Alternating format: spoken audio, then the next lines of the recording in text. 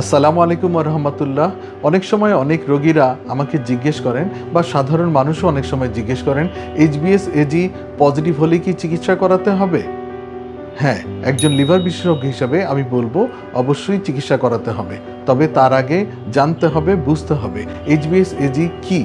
HbS-AG হলো আমাদের রক্তে হেপাটাইটিস বি ভাইরাসের অস্তিত্ব রয়েছে কিনা সেটি জানার একমাত্র উপায় হলো HbS-AG পরীক্ষা করা। তো HbS-AG পরীক্ষা আমরা বিভিন্ন কারণে করে থাকি।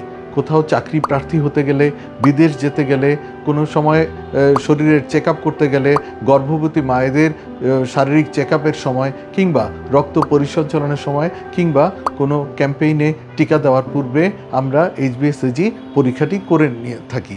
HbS-AG পরীক্ষা যখন করি তখন সাধারণত স্ক্রিনিং পরীক্ষাটি করা হয়। স্ক্রিনিং পরীক্ষা হলো এমন একটি পরীক্ষা যেটি দিয়ে প্রাথমিকভাবে শনাক্ত করা হয় শরীরে হেপাটাইটিস বি ভাইরাসের অস্তিত্ব রয়েছে কিনা।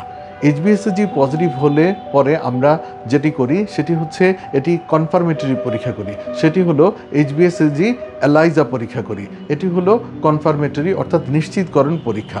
অধুনাকালে আরও একটি পরীক্ষা করা হয়, সেটি হলো NT-hBC টোটাল।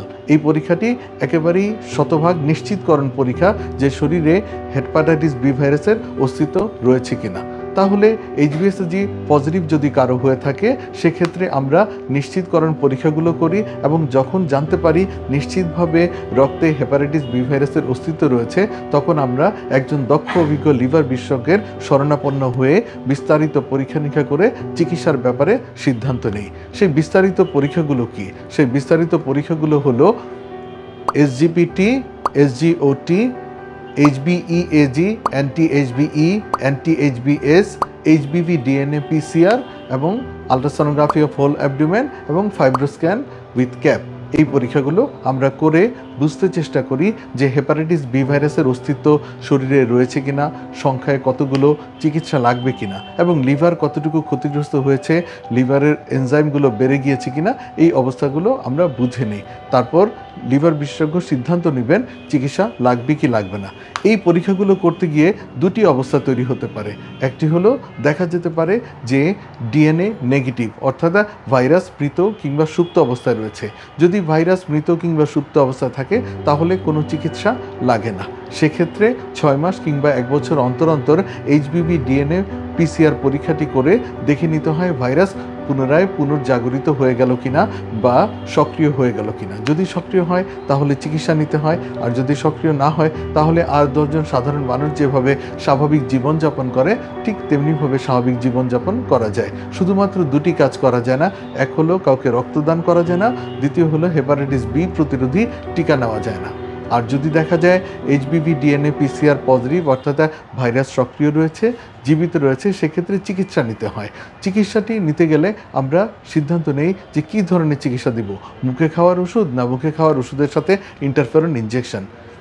আধুনিককালে বলা হয় মুখে খাওয়ার ওষুধের সাথে ইন্টারফেরন ইনজেকশন দিলে ভালো ফলাফল পাওয়া যায়। তবে দেখা গেছে আমাদের দেশের মানুষের আর্থসামাজিক অবস্থার কথা বিবেচনা করে মুখে খাওয়ার ওষুধটি বর্তমানে বেশ কার্যকরী হিসেবে বিবেচিত। সেক্ষেত্রে মুখে খাওয়ার ওষুধ আমরা দিয়ে থাকি। সেক্ষেত্রে দেখা যায় যে প্রতিদিন সকালে একটি করে ওষুধ খাবারের পরে গ্রহণ করা হয়।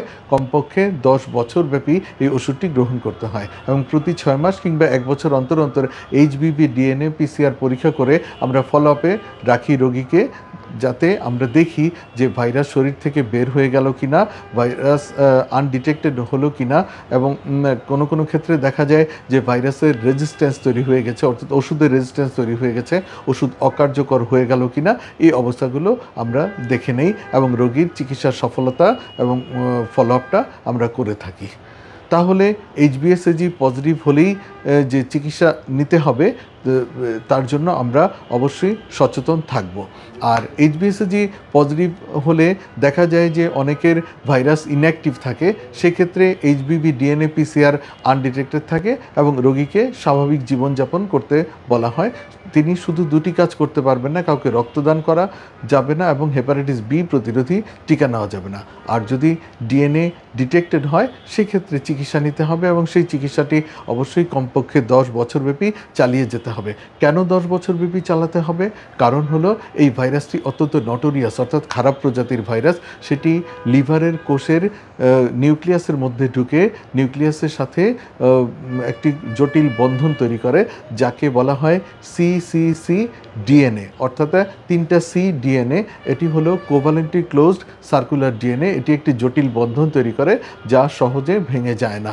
এজন্য বলা হয় দীর্ঘমেয়াদে এই অ্যান্টিভাইরাল ওষুধটি খেলে পরে সেই বন্ধনটি ভেঙে যায় এবং ভাইরাসের আর অস্তিত্ব থাকে না, যে কারণে বলা হয় দীর্ঘমেয়াদে এই ওষুধটি খেতে।